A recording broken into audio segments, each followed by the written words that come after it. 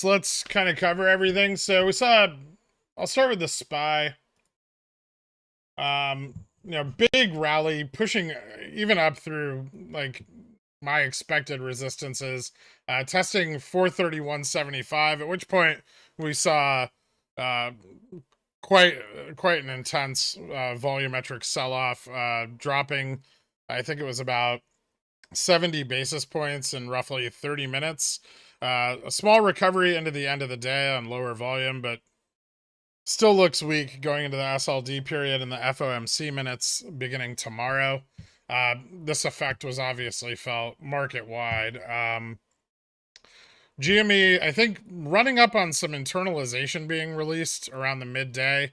This big spike kind of came with the hardest part of BBBY's run up.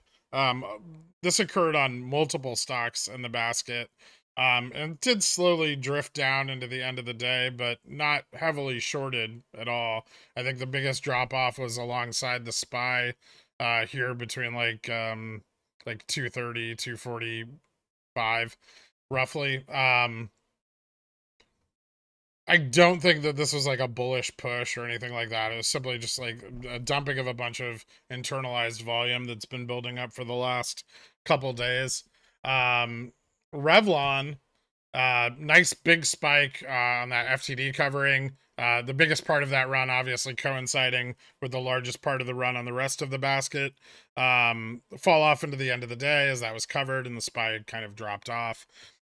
This is kind of to be expected with Revlon every day. I mean, it's a very similar price action to what we saw yesterday.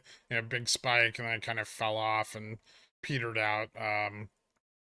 Today, falling off back to kind of right back to that baseline, but still closing a little bit above. And lastly, BBBY.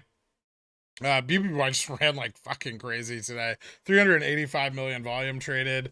Lots of profits taken at the top. Weekly's closed, but an excellent opportunity with the market drop given for bulls to reposition, especially on that dip below $20. Trading just a little under 20 right now into aftermarket. I do think that this can pull back through SLD back to like the 16 $15 range and still maintain its consistent uptrend.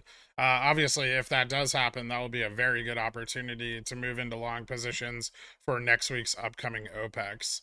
That's about it. I want to say congratulations to all of you guys that made profits today. For those of you that didn't, there'll be another opportunity. And thank you all so much for the well wishes and um the support and everything and for being here for so long.